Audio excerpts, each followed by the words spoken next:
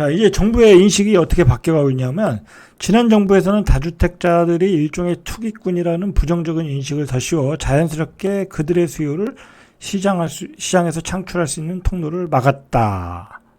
자, 다주택자는 투기꾼이 아닌 임대주택 공급자다. 그러니까 보수 정부에서는 다주택자들은 투기꾼이 아닌 임대주택 공급자로 보는 거야. 좌파 정부에서는 투기꾼으로 봤고, 그러니까 이렇게 정권이 바뀔 때마다 이게 달라지는 거야. 참 이게 문제가 있죠. 자, 어쨌든 이번 정부는 투기꾼이 아닌 임대주택 공급자로 보고 있다라는 거야. 이 사람들을 통해서 많은 주택을 시장에 공급을 하겠다.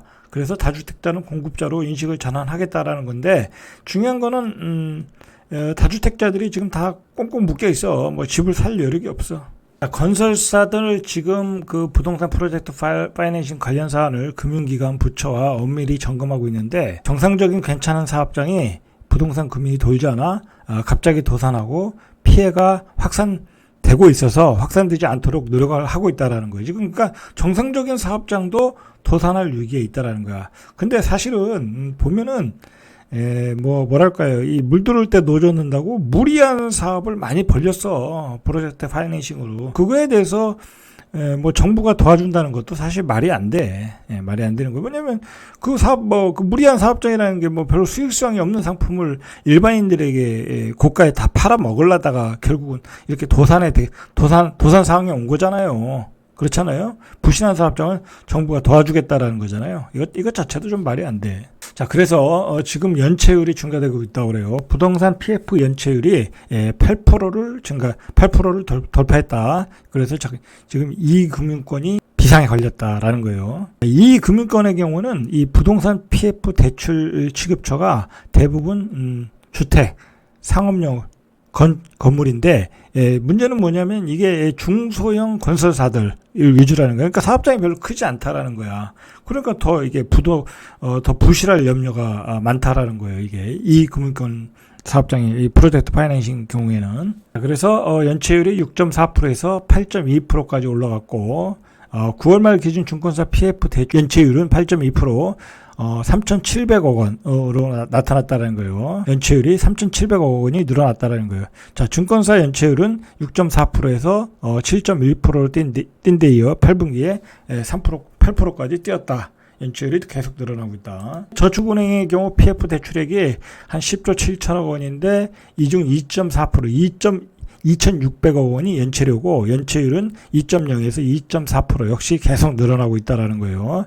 여신 전문 금융회사도 1%에서 1.07 늘어나고 있다라는 거예요. 연체율이. 자, 이게 내년이면 더 급격하게 늘어나겠죠. 그리고 내년에 만기 금액이 한 30조가 넘는다고 그래요. 그러니까 그 내년 만기 부동산의 지금 그 하강하는 부동산 저지하지 못하면은 만기 도래하는 30조가 폭발한다라는 거야. 이 부실 폭탄이 폭발해서 전반적인 이 부동산 시장에 큰 문제가 올 것이라고 추경호 부총리는 생각을 하고 있기 때문에 지금 대책을 서두르고 있는 거예요, 지금. 은행이나 보험사는 아파트 건설 관련 PF를 취급하는 반면, 이 금융권은 아파트 외 주택 상업용 시설 관련 PF 대출을 주로 다룬다라는 거예요. 지금 뭐 아파트건 주택 상업용이건 이건 지금 다 부실하기 때문에 뭐 은행 보험사도 문제고 이 금융권도 문제고 다 문제가 되고 있는 거예요, 지금. 문제는 이 금융권만의 문제가 아니라는 거예요. 며칠 전에 추경호 부총리가 규제 완화 정책을 급히 발표했고, 2023년 경제정책 설명회를 통해서 그 다음날 뭘 발표했냐면, 한국은행 금융통화위원회가 금융안정보고서라는 걸 발표했어요. 여기서 뭐라고 했냐면, 내년 상반기 만기가 도래할 PF 자산, 유동화 증권, 뭐 유동화 전자 단기 사채, 이걸 모두 포함해서 PF 유동화 증권이 34조 5천억이라는 거야. 그러니까 이거 갚아야 되는 거야. 갚든지 차환 발행하든지. 근데 지금 상황으로는 그게 차환 발행이 안 되잖아요. 그럼 이거 다 건설사들 다 부도 나는 거야. 이게 건설사들 34조가 부도 나면 정말 이거는 대책이 없는 거야. 그리고 요즘 건설사들이 문제가 뭐냐면 계약했던 것도 포기하고 있어, 지금. 지금 어떻게든 막 살려야 되는 거야. 정부 입장에서는 더 뭐랄까요, 강력한 규제 대책을 내놓고 싶은 거야. 뭐 취득세 중과 하나도 예전처럼 회복하고 뭐 세금도 예전처럼 회복하고. 근데 그렇게 못하는 게 야당이 협조도 안 해주고 국민들이 또 그걸 싫어하잖아. 무주택자 분들이 많고 또 집값 올라가는 거 싫어하시는 분들이 많잖아. 그러니까 정부 입장에서는 뭐 이러지도 못하고 저러지도 못하는데 결국은 뭐 부도 날 때는 부도 나겠죠. 결국은 정부가 아무리 대책을 세운다고 해서 또 이게 되는 문제가 아니야. 지금 상황은. 왜냐면 금리가 너무 비싸거든. 자, 지금 또 문제는 완전히 이 경기 침체잖아. 경기 침체니까 자영업자 대출이 3분기 말 현재 1014조 2천억 가파른 증가세를 보여주고 있다라는 거야. 세부적으로 살펴보면 은행보다 비은행권에서 늘어나고 있다. 그러니까 고금리, 2금융권, 3금융권에서 대출이 늘어나고 있다는 거. 보험사에서 봤죠. 뭐 저축은행에서 봤죠. 그리고 비취약 차주보다 취약 차주, 그러니까 신용등급이 안 좋은 등급에서 더 크게 늘어나고 있다라는 거예요. 이게 경기가 안 좋은 게 자영업자들의 대출 증가에서 나타나고 있다라는 거예요. 자, 그래서 한국은행이 이제 낸 보고서에 의하면 부동산 이제 규제 완화를 해야 되겠다라고 발표를 하고 한국은행이 이 보고서를 발표했어요. 그러니까 빨리 규제 완화해라. 지금 부동산 금융발 금융위기 가능성이 나오고 있다. 명목 GDP의 130% 수준인 2,700조 규모가 위험 노출액으로 나와 있다라고 지금 한국은행에서도 강력히 이 보고서를 내고 있어요. 그래서 현 금융 시스템의 안정성을 위기 단계다라고 이야기하는 거예요. 그래서 정부가 빨리 부동산 규제 완화를 해야 된다라는 거예요. 자, 이게 이제 어떻게 여야가 협상할지는 두고 봐야 되겠죠. 그리고 중요한 거는 규제 완화를 한다고 해서 지금 다주택자들이 돈 싸들고 집을 살 수가 없어.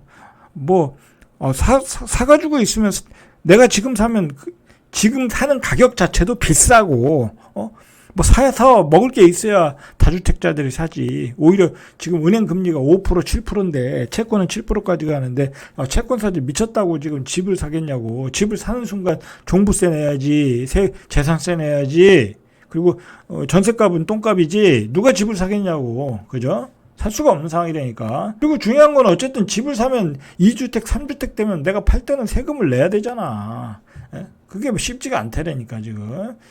자, 한국은행에서 지금 금융 안중에 한국은행에서 발표한 금융 관련 한국은행에서 발표한 걸 보면 산출 등 금융 불안 지수 FSI가 10월과 11월에 각각 23.6, 23이라는 거야. 이게 22가 넘으면은 위험 단계거든요. 지금 우리는 금융 위기, 부동산발 금융 위기 단계로 이미 들어간 거야.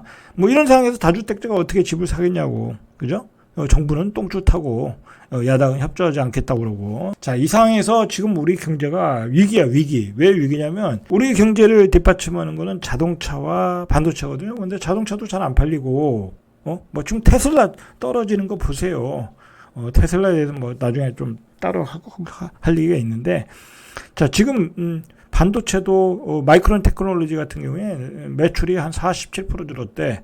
삼성 반도체도 3분의 1이 줄었어. 지금 반도체주들이 급락을 하고 있거든요. 경기 침체에서 가장 잘 나타나는 게 결국은 이런 거잖아요. 반도체잖아요. 모든 제품에 들어가는 쌀과 같은 거니까. 자, 근데 이게 지금 회복하기가 당분간 어렵다라는 거야. 그러니까 당분간 경기 침체되지. 미국은 내년에 계속해서 3분기까지도 금리 올린다고 그러지. 그리고 그 고금리를 얼마까지 유지할지는 아직 나오지도 않았고, 그게 언제 인하할지는 나오지도 않았고. 자, 그런 상황에서 누가 집을 사냐고. 집 살 사람 없어요. 다주택자도 안 사고, 무주택자도 안 사고, 이런 악화된 상황으로 지금 가고 있다라는 거야. 지금 집 사는 사람은 제가 보기엔 호갱이야, 호갱이. 자, 이상 절대값TV의 명품 PD 한 PD였습니다.